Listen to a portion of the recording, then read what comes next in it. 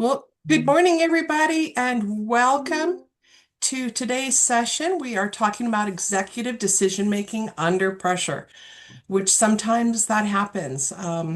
It may not be what we want to happen, um, but we've got a gentleman joining us today. He was gracious enough to do a training for us in June during one of our board members, our 501c Agencies Trust board meetings.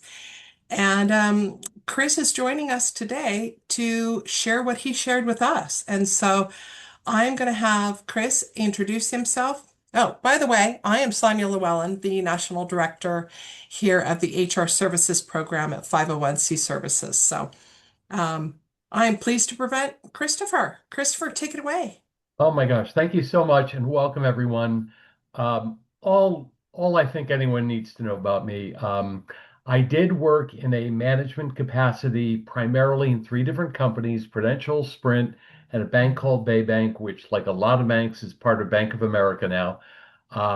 And for the last 32 years, I've been a management consultant. I do interact on practically a daily basis with executives, um, primarily US, and yet to a degree globally. And I think that's about all that anyone needs to know about me. So let's dive in. We want to help you make decisions under pressure. So, what are we focusing on today? We want to help all of us understand, how does pressure change executive judgment?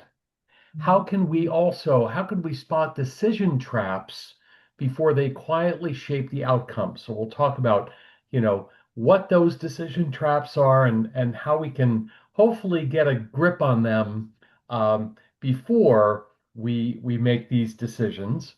Also, how can we strike a balance between speed, data, intuition, as well as expert judgment? I mean, we use our own expert judgment, and in many cases, before we make a decision, we will consult with others who we trust to advise us and hopefully offer a different perspective at times.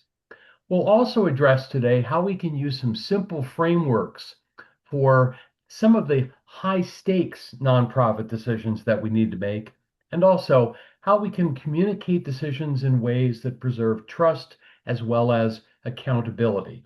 And before I forget, I know that Evan told me that the Q&A area is open. Please, anytime today, not just at the end, anytime, even while I'm presenting, you have questions, please post them. I know that I will see them. If I can answer them while I'm presenting today, I certainly will. And if not, rest assured, we will get and answer any and all questions before we are finished today. Any and And all Chris, questions. Chris, I can feed you some questions as well. Oh, sure. Welcome, welcome, welcome. Love Yes. questions. That's how we all learn. All right. Now, here's our 60-minute roadmap. We're going to be addressing today some of the pressure realities that we face. Then we'll take a closer look at some of the traps we encounter and, frankly, the presence of bias. Let's be real about that. But in fact, I will share with you, maybe this is something you already know. Um, when the co-founders of OpenAI, this is just one example, were getting ChatGPT up and running.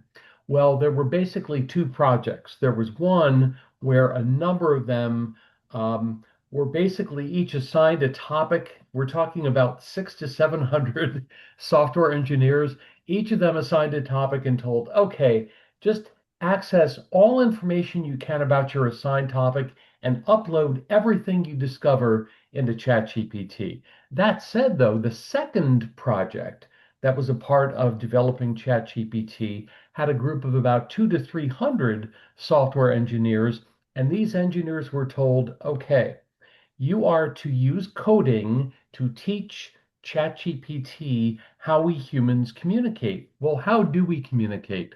We communicate using our intellects, our cerebral intelligence. We also communicate using our emotions, our emotional intelligence. Well, what this comes down to is this. Last we checked, and I'm always open to exceptions, but last we checked, we humans are all imperfect. still looking to meet that perfect person out there. And the other aspect of our humanity, which we need to come to grips with, is whether we like to admit it or not, we all have some biases. So we'll be discussing how we can be aware of some of those biases.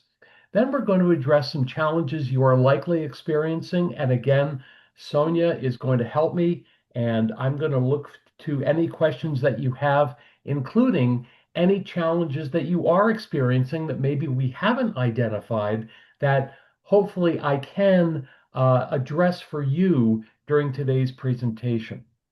Then we'll take a close look at some of the decision frameworks that we use, as well as some suggested approaches. We have to, of course, always incorporate the efforts that we make to communicate effectively to both uh, listen to and communicate then back with our stakeholders.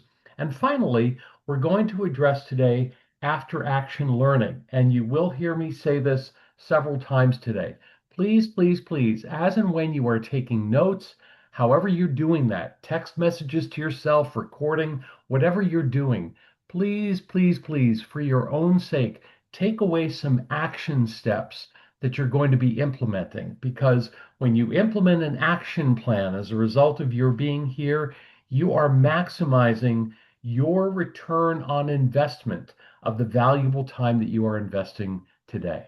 Okay, so, Chris, we've got a couple questions oh, good. already. So, one, will you be sharing the slides after the training with folks? Will they be able to download them? Absolutely. So what I will do, everyone, is I will work with Sonia, with Evan, and with Matt Mac? Smith. Yeah, I will forward the entire presentation to Mac, Evan, and Sonia, and I know that the three of them will work together to make sure that you all receive this entire presentation. Absolutely. Great question. What's the other question, Sonia? The other question is somebody says that they're really hoping that you're going to address analysis paralysis. Okay. Excellent. Excellent. Let's keep that in mind. And Great. as and when it comes to my mind, we certainly, when we get to the slide that starts to talk about challenges, there we go. We'll add analysis. If I haven't already included it, we'll add analysis paralysis. Again, thank you, thank you, thank you. This is how we're all going to learn. So, why does pressure make executive decisions harder? Well, it narrows our attention. It definitely speeds up our reactions. That's just human nature, and it increases our reliance on familiar patterns. Now, this is not all necessarily wrong. It's just that these are some of the realities we deal with. We all develop habits over time. So, some of the factors involved there are compressed time frames. A decision will arrive before the quote unquote perfect facts do. By the way, we should never, ever, ever, and forgive me if you're hearing this differently than you've heard it before, we should never keep waiting for the quote unquote perfect facts to arrive. We need to incorporate whatever we have available to us when it is time to make a decision. Also, let me just get that up there to the upper right hand corner. There we go. And another factor involving pressure is that we have mission stakes involved. Choices can affect vulnerable populations as well as hard-earned trust. So we have to keep being mindful of our particular organization's mission and who our stakeholders are. Then there are some visible consequences because staff, board members, donors, funders, clients, and community partners are all watching, all these sets of eyes on us. And there can be at times some ambiguous trade-offs. The right answer may be less obvious than the least harmful option. And by the way, again, last we checked, we are all imperfect. We all make mistakes. So, well, anyway, we'll get to that a little bit later. So now, if I could, let me share with you the nonprofit executive pressure equation. What we're talking about is the collision between mission, money, people, and public trust. So look at all these factors and let's think about this. always, first and foremost, right at the top is the impact on our mission. We never, of course, ever want to make a decision which could be in any way perceived as harmful or disrespectful of our organization's mission. There are limits to the resources that we have access to. We're constantly trying to understand what the expectations are of our board members. There is the matter of public credibility. You know, we always have to be able to, I should say, and many times we have to be able to explain our decision so it can be understood by members of the general public. In some cases, even the media can be involved. We also are taking into account a, to a degree, a limiting factor, and that is the capacity of our staff. How many people do we have? And what are they involved in working on right now? And if we have to make a decision, who on our staff is that decision going to impact, regarding especially their workload? And of course, we always make every effort to make sure that we are being compliant, fully compliant with any and all laws and regulations which impact the decision that we're going to make. So, as I mentioned a moment ago, the goal is never perfect certainty. What the goal is disciplined judgment, is following a process, a series of steps that we incorporate into our decision making process. So, here's some of the challenges you are likely experiencing, and bear with me here because I don't know if it's there. So, here's some of the common pressure points that you are facing when a decision is imminent. These include funding uncertainty and cash flow pressure, urgent service demand that exceeds capacity, board, donor, staff, and community expectations pulling us in different directions, incomplete data about our costs, our outcomes, or operational risk, fear of reputational damage or stakeholder backlash, decision fatigue after months of constant adaptation, staff burnout, emotional intensity around change, difficulty knowing when to consult versus to decide, and see this, talk about analysis paralysis. And again, thank you to whoever mentioned that. Again, this is how we all learn from each other. And I love adding to a presentation. Awesome. Okay. So, whoops, there we go. Now, here are some suggested approaches to help you address these challenges. Okay. Think of these as practice exercises, practice steps that we can follow that help us. The first is to name the decision. In other words, what I try to share with folks whenever I can is this. I was taught a process years ago, and by the way, if it's not in this presentation, I will add this as a slide. I was taught years ago that there's a three-step process that I need to follow before I'm going to make a decision. And this is really more for problem solving, but it can work for decision making as well. And the first um, thing we have to do, the first goal we have to achieve in order to make a decision, we have to agree on where are we now, what's our current state, and where are we trying to get to. So that gets us to what is our goal? What are we trying to accomplish? Then define the actual choice in one sentence before we all start debating options. Next step, protect the mission lens. Ask who benefits, who's harmed, and what values are at stake. Followed by separating facts from assumptions. Mark what you know, what you think, and what you still need.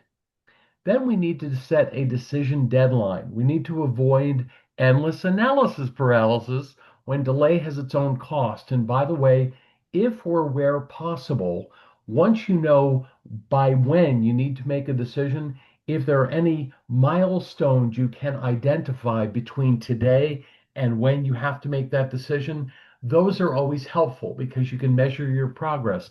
Even if it's a decision you have to make a week from now, are there any daily milestones that you can achieve that will keep you on course before you make this decision. And then, of course, we need to build in a bias check. Invite one trusted person to challenge the preferred option. And by the way, if I could, while I have the platform, here is a concern that I have that um, I'm sure and confident that none of you are facing. I just want you to be aware of it. I have seen some executives, none of you, um, who are reluctant to involve anyone who would challenge their authority, challenge their opinion, their thought process. And those are the executives who, in my view, are ultimately failures. And I say that with respect. However, the problem is if you don't involve at least a few people close to you who will challenge you, you're not going to learn and grow, and you're going to start making decisions that are, um, I would say, uh, paralyzing themselves. So, not analysis paralysis, but I will call it decision making paralysis. Okay, let's just leave it there. So, please ask yourself, who can I trust? That I can ask at least one person, maybe two or three, depending on how involved it is. But who can I trust to challenge me? Maybe even ask me some questions about what my thought process was about that particular decision. And of course, then we need to be able to communicate the why. We need to be able to explain the criteria we use to make the decision, what the trade-offs were, and the next steps as quickly as possible. So here are now some decision traps that can appear under the surface that then emerge to the surface, especially when we are stressed. You see, the higher the pressure is, the more attractive shortcuts become. And that's actually another thing to be aware of, another factor to be aware of is okay, am I making this decision too quickly? Not that there's anything wrong with making a quick decision, but just check yourself. You know, is there any other information that I could incorporate, not analysis paralysis, but is there any other information that I could incorporate again against when I need to make that decision? Okay. Now, here are some of the concerns. First is an action bias, moving fast to relieve anxiety rather than to solve the problem. Okay. I think all of us at one time or another, I know I was just awake the other night in the middle of the night. We've all woken up in the middle of the night with anxiety, probably about a decision that we need to make. And that's understandable. Don't be concerned if that happens. Just, of course, don't make a decision in the middle of the night. I'm a big fan of saying this, and I say this as well to all of you because I use this in my decision-making processes. Sometimes someone will be putting pressure on me to make a decision. And I don't mind telling you sometimes it's my beloved wife. That said, step back. Whenever anyone is putting pressure on you to make a decision, I ask you to think about this because this has served me very well over the years. You know what? I just want one good night's sleep before I'm going to make that decision. One good night's sleep. So, again, and that can, by the way, include waking up in the middle of the night with anxiety. But again, as long as you get back to sleep, you get the rest that you need, you'll be in a good place to make that decision. Another decision trap that we deal with is what we call status quo bias. This is choosing a familiar pain over an unfamiliar risk. So we will talk a little bit as well about a process for risk management. And what it really boils down to me for for me is this. What is the risk that I'm concerned about? And by the way, if that risk occurs, what is my plan to address or attempt to mitigate that risk? We always have concerns about risks we might encounter after we made a decision, and that's understandable. However, if you conduct a little bit of risk analysis as well as a plan, identify a plan to mitigate any risks you believe could happen after you make that decision, then you're in a much better place. Another decision trap we deal with is what we call availability bias, overweighing the most recent story or loudest stakeholder. Recency bias, also, it's the same thing. And then that loudest stakeholder, oh my, I know, the squeaky wheel always gets the grease. Well, we have to be careful about that. Let's just leave it there. Also, confirmation bias, seeing evidence that supports the preferred path. Okay. Sunk cost thinking, protecting past investments instead of future mission impact, as well as what we call groupthink, mistaking agreement for quality judgment. Now, there is a difference, of course. The principle involved here is building consensus, and we all, you know, engage in that. We all agree that there are processes for building consensus, and that's fine. It's just that there are certain decisions we need to make without building, group-wide consensus. So again, to the degree we can trust one or two people at least close to us who will challenge our thinking, that can give us a degree of greater comfort as a result of having to make a decision before, let's say, we can consult with the entire board of directors. All right. Now, what are we thinking about next? I did incorporate it. So here's the process. I was starting to reference this a few moments ago. So this is something I was taught by my colleague Chris Holmberg a long time ago. It is a process for problem solving, which I also encourage us to use in making decisions. So every time we have to make a decision, we are actually trying to solve a problem. So what we need to do first is to relate, attend to ourselves and attend to others.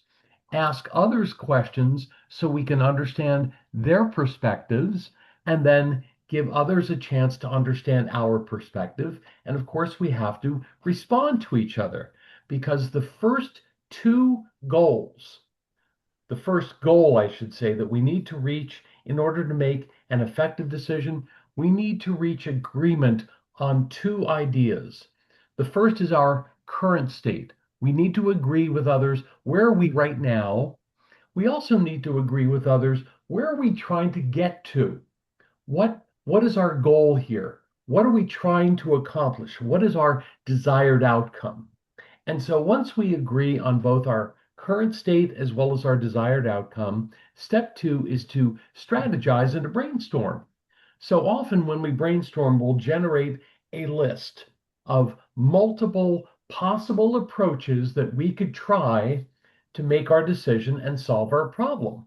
And what we need to do then from that list is say, okay, of all these possible approaches that we could try, to make this decision, to solve this problem, which of these gives us the best probability of solving our problem so I can make the best decision?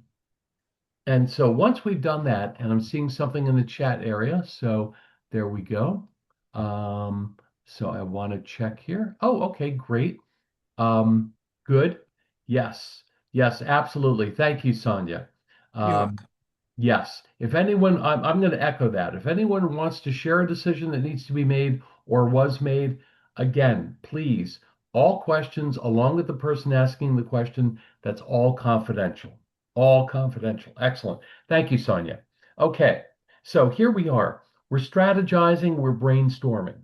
From this list of possibilities, we say, okay, of all the possible approaches that we think we could try to make a decision and solve a problem, which one gives us the best probability of solving our problem, whatever it is, and making the best decision? And once we've done that, now we all have to identify our action plans. What steps are each of us going to take? And it's usually not just us that has to take action and make this decision to try to solve our problem. We often have to involve and will involve others in the problem solving process as a result of our decision. So, who needs to do what and by when? We all identify whoever of us is involved in developing action plans. And then, once we've all developed our action plans, sorry, I'm trying to get back here. There we go. The third step, pardon me, is for us to implement our action plans. So, what can help you as well as you are in this process of trying to make the best decision you can is ask yourself, okay, who else besides me needs to do what by when as a result of this decision I'm going to make? And then to the degree you can spell out your understanding to others of what we ask them to do and by when is a very helpful way for you to involve others. You see, when you ask others to help you understand or analyze a problem, they are far more likely to remain with you to participate in the decision and to participate in solving the problem, more importantly. All right. So we all implement our action plans. And I saw the chat window. No? Okay. So we all implement our action plans. We execute the steps, we check our results, we make adjustments. Let's be real though. There are times, and I say this with respect to either solving a problem or making a decision. Let's say we've made a decision and we are trying to implement our action plans, which is great. However, sometimes, even after we've made a decision, it's not working the way we wanted. You know what? That's called reality. And we should never worry about that. Why? Because if we ever make a decision which is not solving the problem we were trying to solve, all we do is go back to that list we developed when we were strategizing and brainstorming and saying, you know what? From this list, maybe we can make a second choice. We'll call it Plan B that will help us solve this problem, and I can make an even better decision. It happens. It happens. So just be open to that possibility. Sometimes we make a decision, it doesn't get us the result we want. That's okay. Go back to that list, make a second choice. We'll call it Plan B. And all we do once we've identified Plan B, we whoever is involved, including us, we update our action plans, and then we all implement our updated action plans. And hopefully, by no later than the second attempt, we've successfully solved our problem. And by the way, I encourage you to share this process, these steps, with everyone you interact with, everyone on your team, and maybe even share it with your board of directors. I think all of you will find these three steps in this process very helpful because it gets you and everyone else working similarly to help you make decisions and then for everyone together to work on solving a problem. Okay? All right. Bruce, we've got some questions here or Oh, good. comments. People have shared some decisions that they had to make, and currently one that an organization is trying to make. So the first one, um, this organization had to decide if they were going to close a program that was important to the community. That's a biggie. Yeah.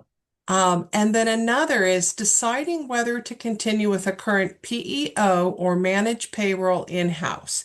So those are Hmm. both things that definitely affect an organization, and the other certainly impacts the community at large. Hmm. Mm. Anything you want to address with those? Absolutely. So thank you for helping me. I've got to do these one at a time, Sonia. Sure. So the first was making a decision which is going to impact the community, correctly? Correct?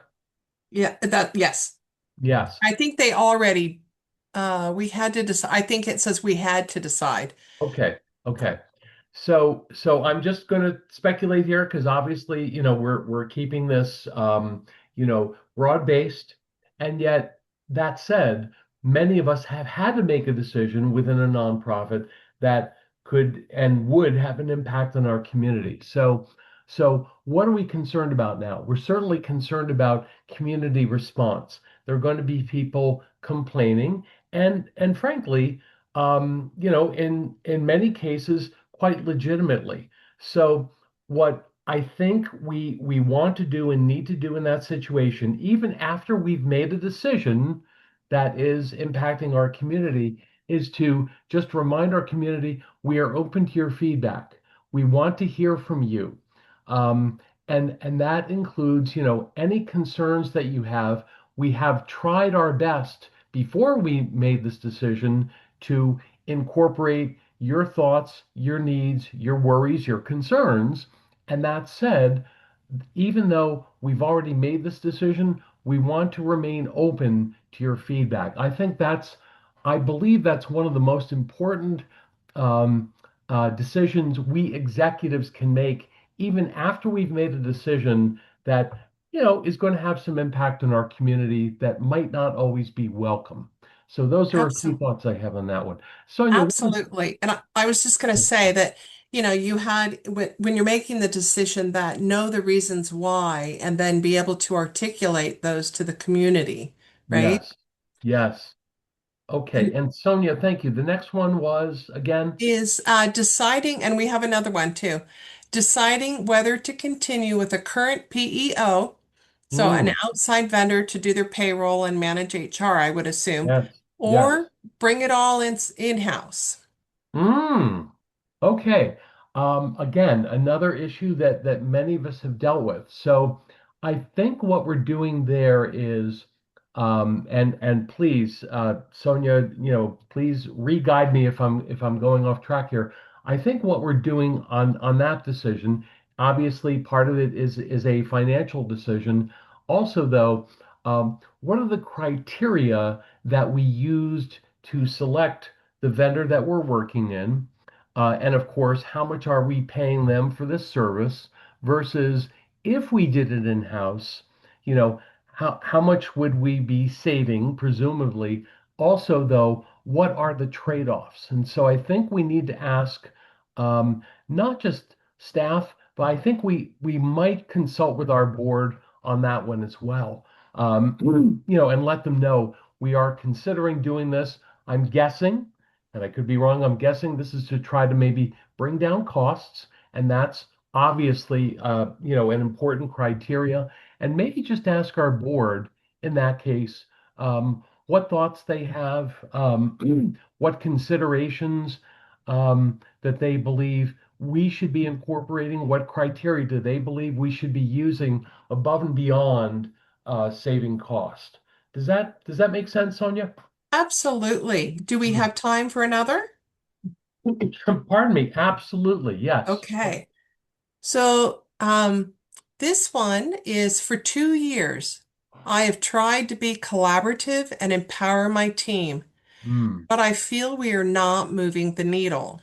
Do I Mm. keep trying or is it time to be more direct? Mm.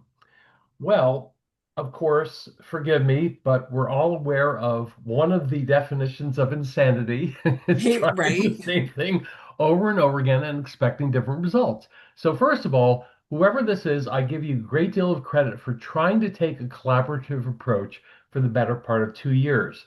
That said, um, I would advise, not having met you or knowing anyone, I think it would be advisable to try a more direct approach, to let people know, if you could, before you start doing this, that you want to still be welcoming of their feedback and their input.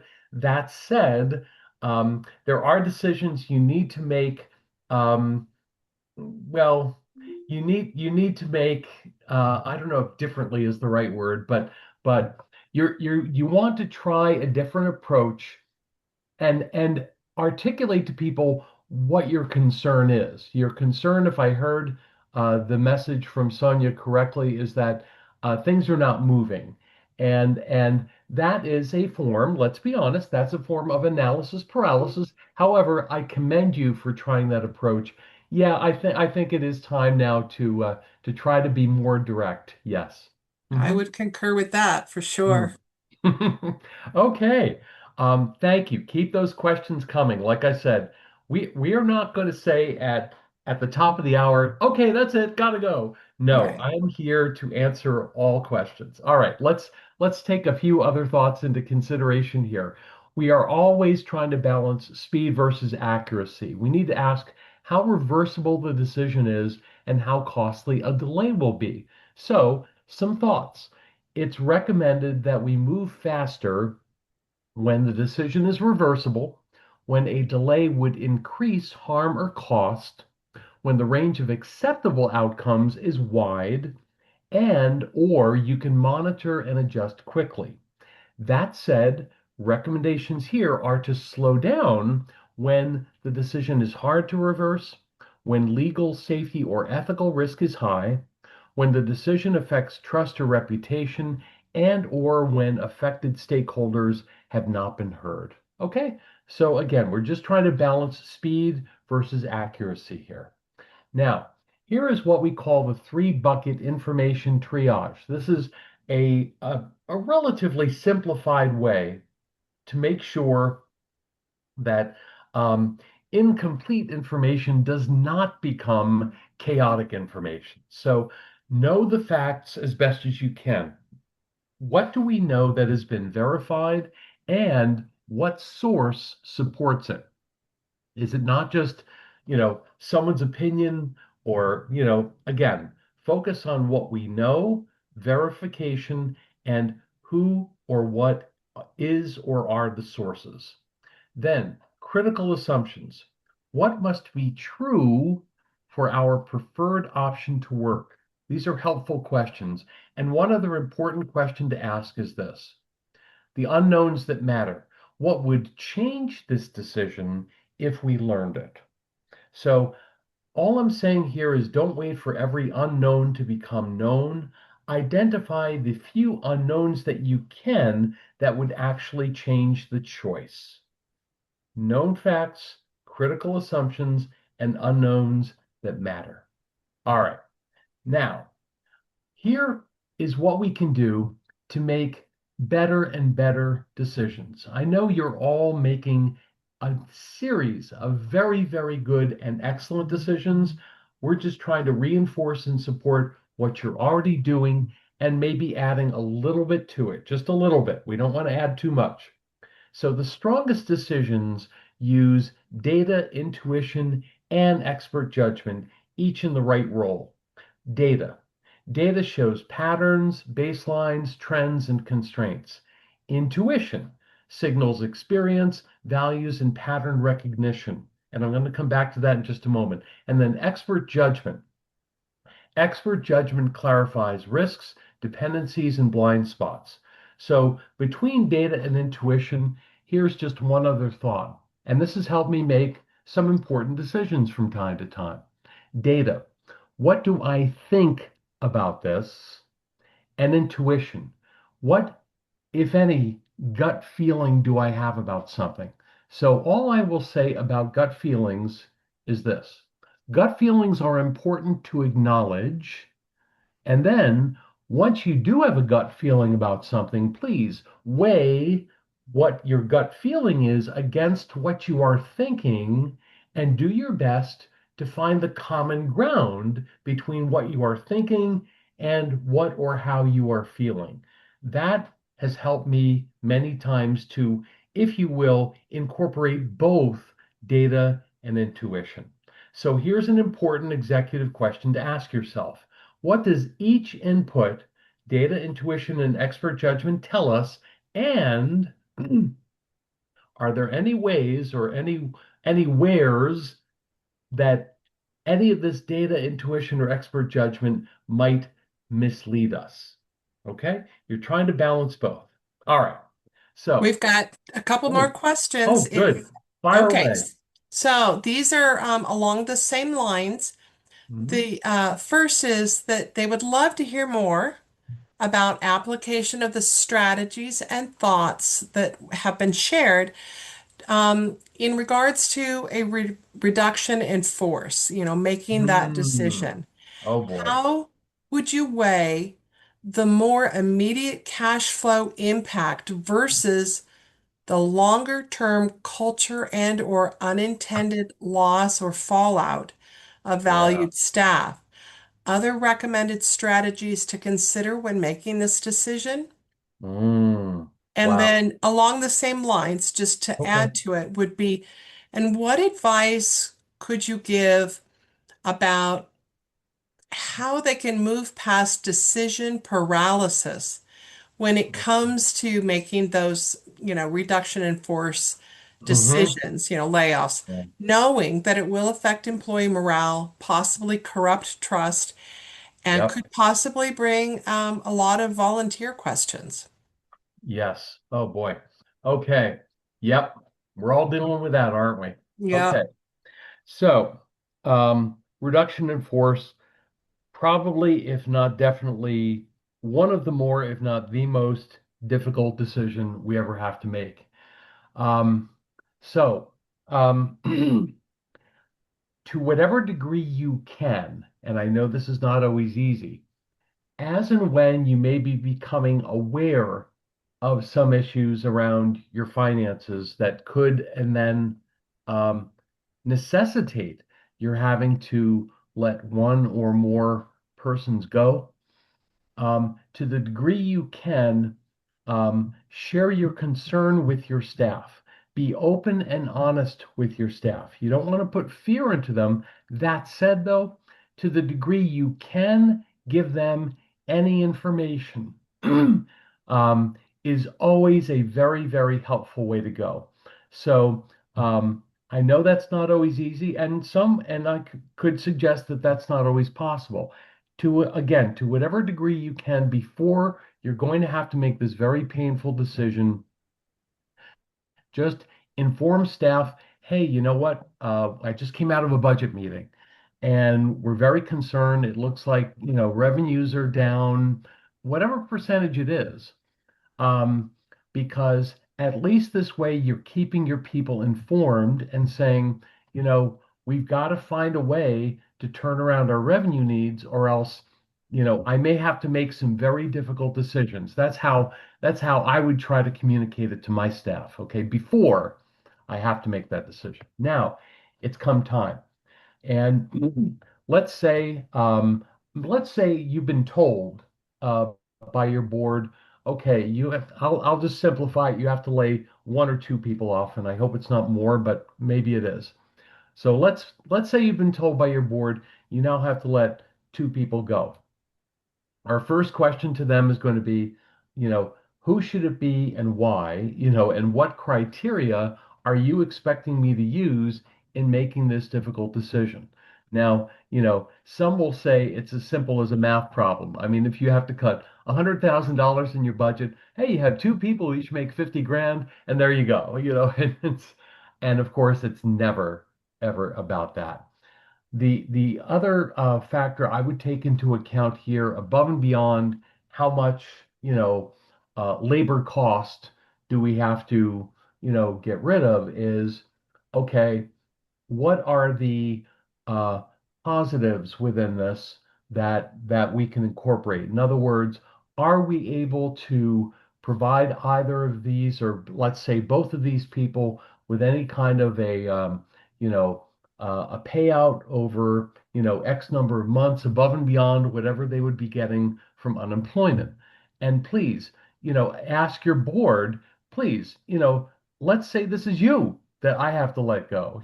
What are you thinking of? In other words, to the degree any of us and all of us uh, can put ourselves in a position, I would call it put ourselves in a position of empathy, I think is critical.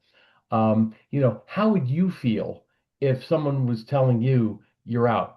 You know, um, and the other factor I would take into account here, before I'm going to be, discussing this again with my staff, is what, if any, are the possibilities that we could welcome anyone that we're letting go back? I mean, are there any conditions, let's say an unexpected gift of 100,000. I'm just using that as an example, that would allow us to hire these two people back. In other words, what, if anything, could happen that might give us the opportunity to welcome these people back? Um, And one other factor, and I know this is a really tough one, is you know, do we have any room to reduce, people's compensation to keep that one or two persons with us? I know that's maybe a little bit more of a one-off. Okay. So, and now it's time to um um you know, I would try this. I would say to our staff before I'm actually going to let's say, two people go. Um, I would just even try to give them a week heads up if I can. If I have even just a week to let people know we haven't made a final decision yet. I'm just letting you know before I have been told I have to make a decision about staffing. And I'm not happy about it. I just wanted to give you all a heads up, and so I can keep you aware, keep you informed of what's going on. And now let's say it's a week from now, and let's say I've got to let two people go. So, of course, anyone or everyone else who's there, especially physically present, is going to know what's going on. Even people who are not physically aware are in the same physical space. Once you've told, person one and or person two that you need to meet with them, of course, if at all possible, that really should be an in-person meeting. I sure hope it's an in-person meeting. And in fact, I would go to great lengths to make sure that those are in-person meetings. Um, and then to call, that one or two persons in to meet with you one-on-one. And when you're meeting with them, do your best to explain to them, I didn't want to make this decision, but it's a financial reality we're dealing with. That's the first thing. Second is, um, I want you to know that we are going to do everything we can to support your future success, even if it's not with us. First of all, I'm going to serve as a reference, but second of all, if there's anything I can do personally to help you, please let me know what that is, because I want to do whatever I can to support your success going forward. And I have no way of making this is not a promise. I'm letting you know, though, that if anything happens, maybe we receive an unexpected gift or something that would allow me to bring you back, I would want to do that. So I know that was a bit of an extended answer, but I'm trying to balance financial realities with compassion and empathy. And I think that also goes a long way towards maintaining, to whatever degree you can, the support of the staff who are staying with you. I hope that answer was helpful. I Well, really, yes, and oh, I thought I would add one more thing that, please. when you're making these decisions, and Chris has given some really good advice about as much as possible being as open and honest, transparent with Mm-hmm. your staff, Mm, and starting probably with your executive or leadership staff, and yes. having that discussion about, okay, here's where we are financially. Mm, Here's the number we need to reach or we need to reduce. mm, So I have a colleague who they did that at their organization.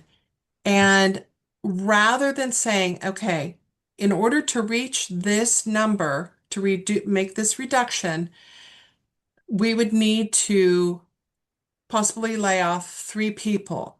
mhm, Well, instead of doing that, the employees in the room said, hey, can we take a temporary reduction in our salary or our wages? mm, And so the leadership staff were willing to take a cut in their wages for a specific amount of time mhm, to so that nobody lost their job. mm, And so that was an idea that they were able to implement. Not everybody's able to do that. right. And of course, you wouldn't want to do that with your line staff Yes. because they're probably non-exempt and you have wage and Mhm, hour could have wage and hour issues, as right. well as if you are a client of 501s, either through our trust, our unemployment trust program, or HR services. We have some great information to help you walk through these scenarios and help support you. So just Mhm. knowing that you do have access to us for that if you're a client of 501s. Mhm. Sonia, thank you so much. Thank Thank you so you. much. Oh, you're welcome. Okay, there we go. All right. So, executive composure is a decision tool. When your nervous system escalates, the room often escalates with it. Slow the room down before you speed the decision up. I'm going to share with you now, and I'm actually going to model this as best as I can. Whenever emotions are running high, two of the better things that any of us can do is to slow down the pace of our speaking and lower the volume of our speaking. I hope that was helpful. And I first witnessed this with a staff member of mine dealing with a very, very angry person on the other end of the phone. She was slowing down. It was remarkable, slowing down the pace of her speaking as well as lowering her own volume. And this, caused the other person to at least pause and follow this. So pause, breathe, name the choice, and set the process. I'm going to add to this one other technique. I'm guessing most of us have heard this before.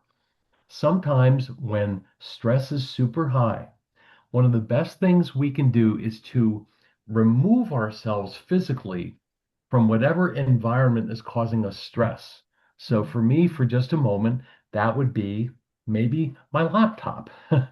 And so what I do sometimes is I will say, okay, I'm going to step away from my laptop. This is stressing me out.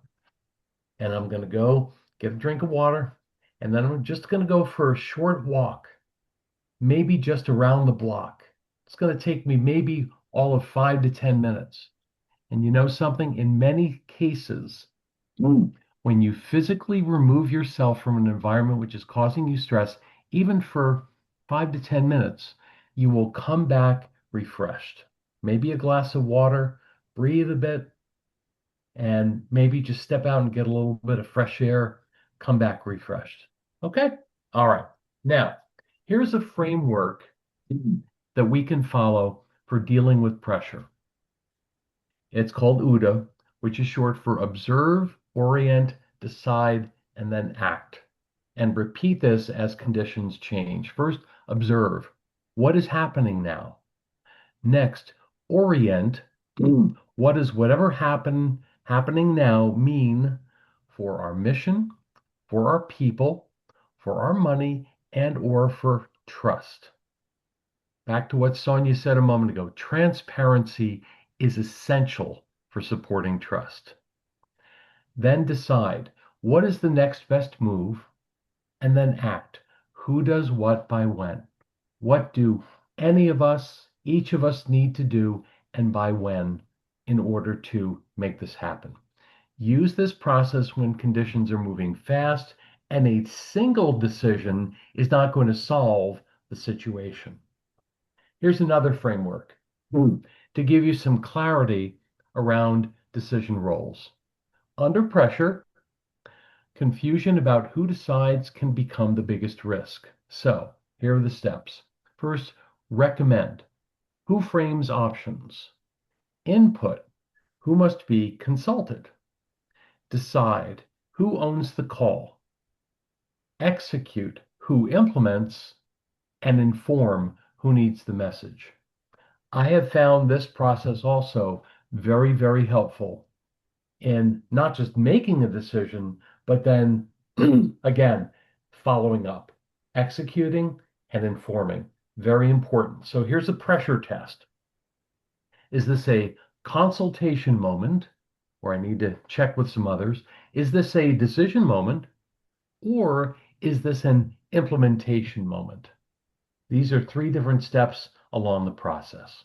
All right, here's another framework that can help us. Mission, risk, trust filter. Mission. Does this advance or protect the mission? Hopefully, yes. Risk. What risks are we accepting, reducing, or transferring? And I'll just add to that, again, whatever risks we've identified, what's our plan to respond to those risks? And then trust. How will this, whatever this decision is, affect staff, affect funders, affect clients, affect partners, and or affect, pardon me, and or affect public confidence? So here's a scenario, the funding shock. A major grant is delayed 90 days. Payroll is safe for 6 weeks. It's 42 days, but program delivery, vendor payments, and community commitments are under pressure. Staff morale is already fragile. The board expects a recommendation by Friday. Yikes. Here are the factors. Here are the questions. What do we pause? What do we protect? What do we renegotiate? And or what do we need to redesign? Also, who must be informed before the decision becomes public? And what will we measure weekly until the grant arrives? So here's one other thought I want to incorporate here. Before you have to make a decision, just take a few minutes by yourself first and write down the questions that you believe need to be answered in order to make sure that you make the best decision possible. And then share that list of questions that you've quickly jotted down or typed up with at least one other person who you trust. Hey, have I missed anything here? Please help me. And this way you're helping each other. Okay. Now, how can we apply the tools to the funding shock? Well, what are our known facts? Delay in grant, cash runway, payroll timeline, contractual obligations. Assumptions: the grant will arrive in 90 days. Funder communication remains positive. Vendors may negotiate. Our decision deadline, Friday noon. Recommendation to a board executive committee. Bias check. Are we protecting programs because they are familiar or because they produce impact? And communication. Explain what will be protected, paused, reviewed, and revisited. Now, how can we lead decisively while maintaining trust? When people feel and people's perceptions and feelings are real for them, that's important to keep in mind. Name the criteria used to make the decision. We want people to feel that the process is fair. Acknowledge trade-offs without over-explaining every detail. Identify who was consulted and why. Be clear about what is final and what will be revisited. And also show the monitoring plan and the decision review date. Again, it's partially keeping people informed, being as transparent as possible, while also, helping them perceive correctly here that the process was and is as fair as possible. Now, here's the 5-sentence decision message. Use this when your stakeholders need clarity more than length. Context. Here's the situation we are facing. Decision. We have decided to.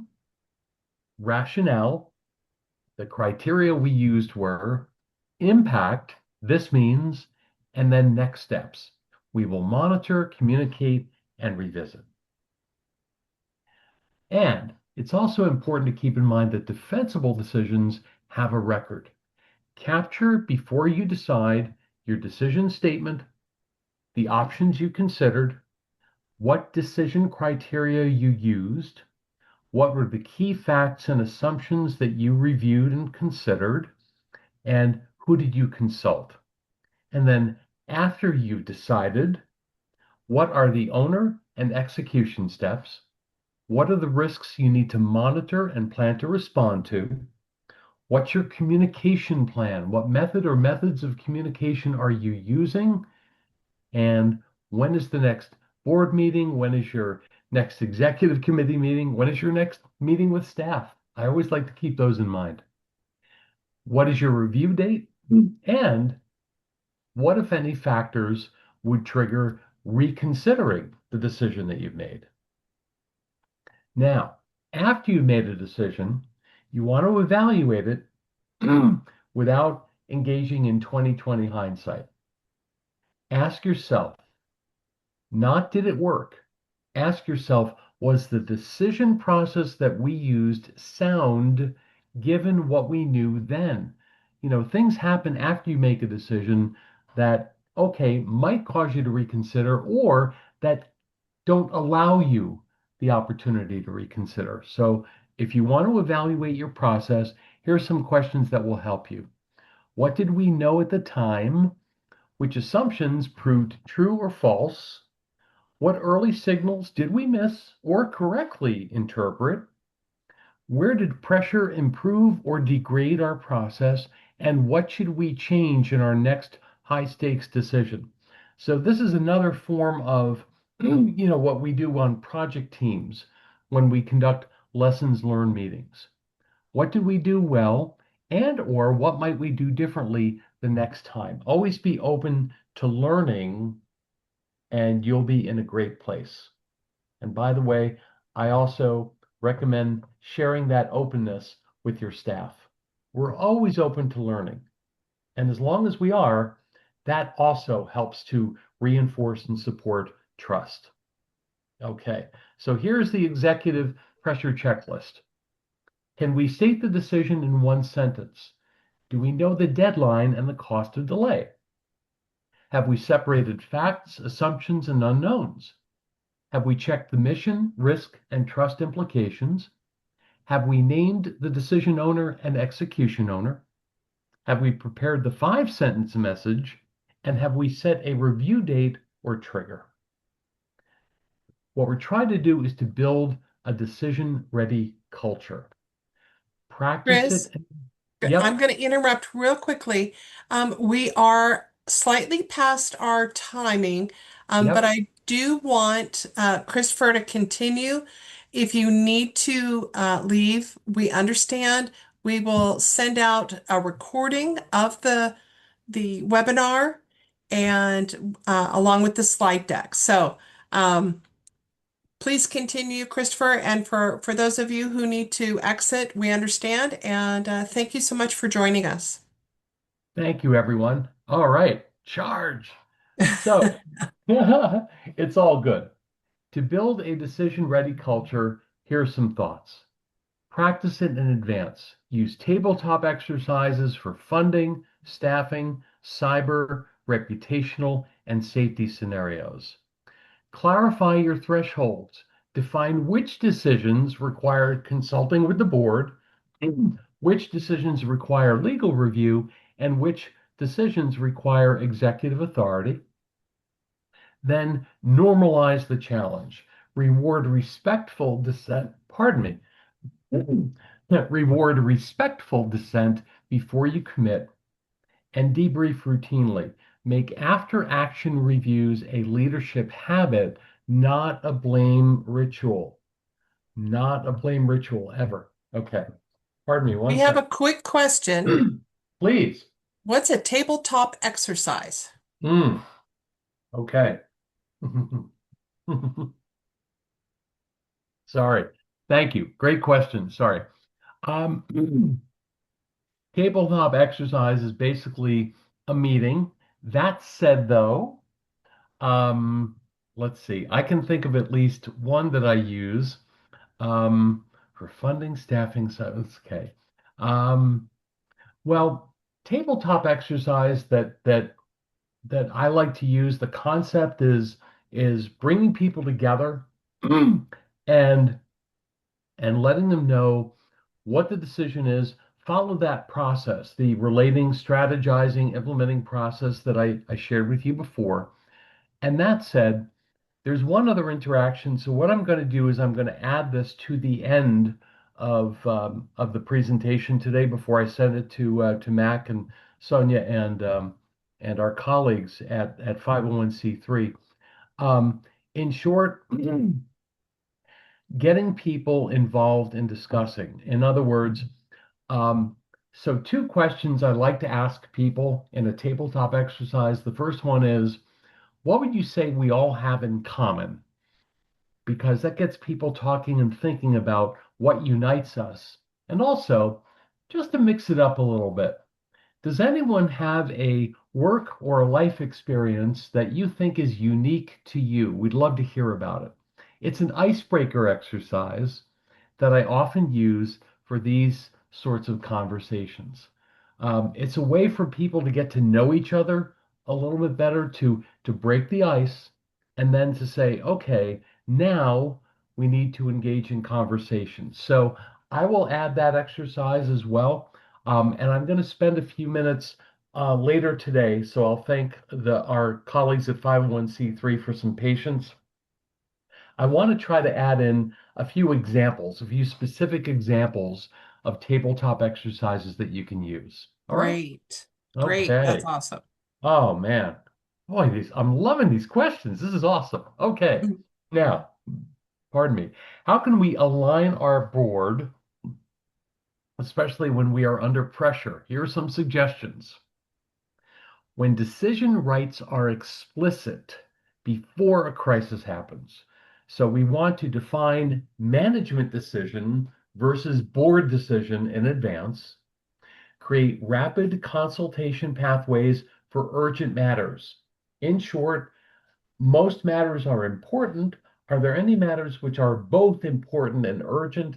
And if something is both important and urgent, how are people going to access you? Or how are you going to access other people? Are you going to call, text? What are you going to do? Also, you need to agree with others on the risk appetite for financial, reputational, and programmatic decisions. Use the same decision criteria across executive conversations as you do with board conversations. And please, please, please protect yourself. Document everything. Document when the board was informed, when the board was consulted, and or when the board was asked to approve. Protect yourself. Cover your assets. Okay. So here are some questions to ask in the moment. What is the real decision, not the noise around it? What would we decide if we were optimizing for mission and trust? As I said, it's really important to know what questions you need to ask that will help you make the best decision possible, especially when you're under pressure. What assumption are we most at risk of treating as fact? What is the smallest safe step we can take now? And what will we wish we had documented?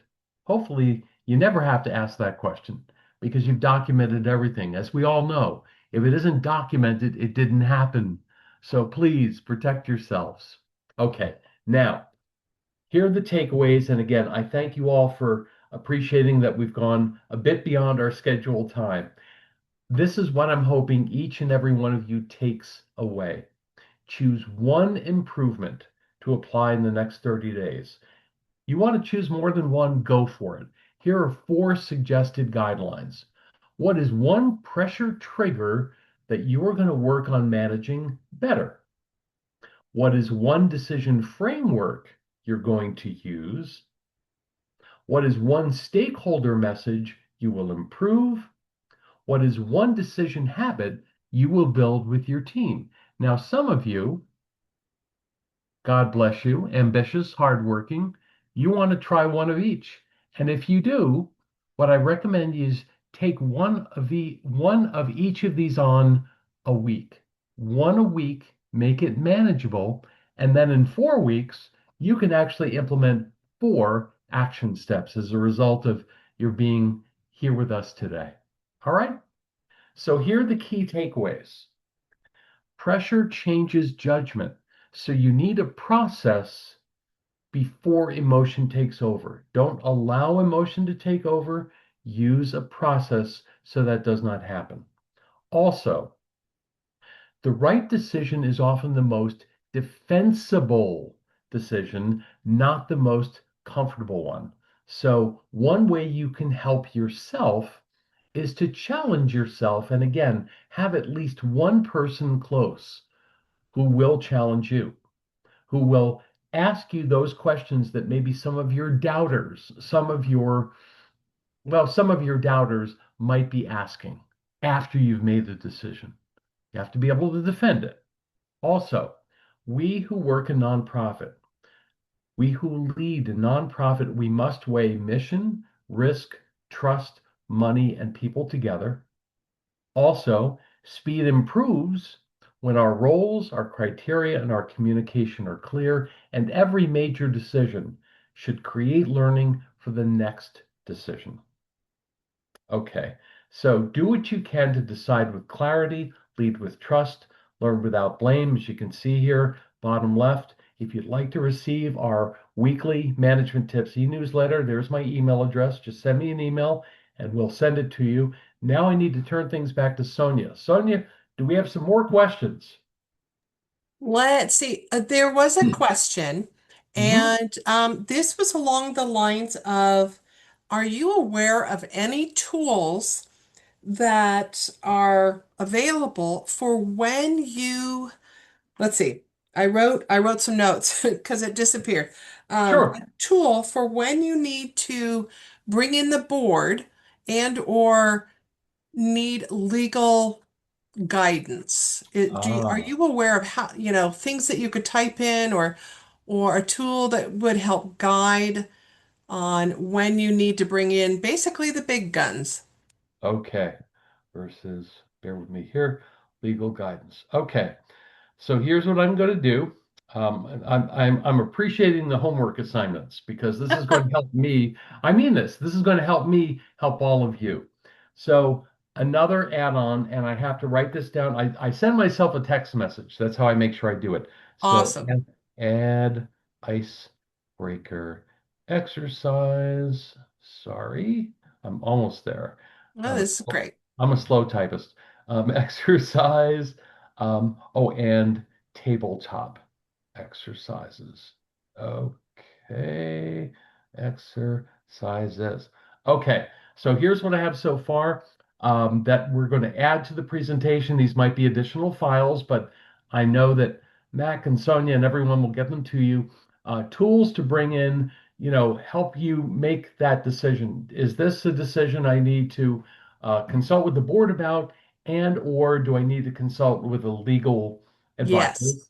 And Yes. also, I'm going to add in that icebreaker exercise I referenced, as well as any tabletop exercises to help you, especially in those situations. Excellent.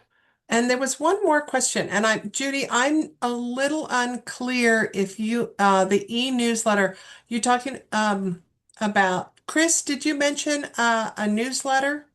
Yes. So Okay, so my firm, it's right here on the last slide. So my firm, great. yeah, once a week, every Friday, we send out a management tips e-newsletter free of charge.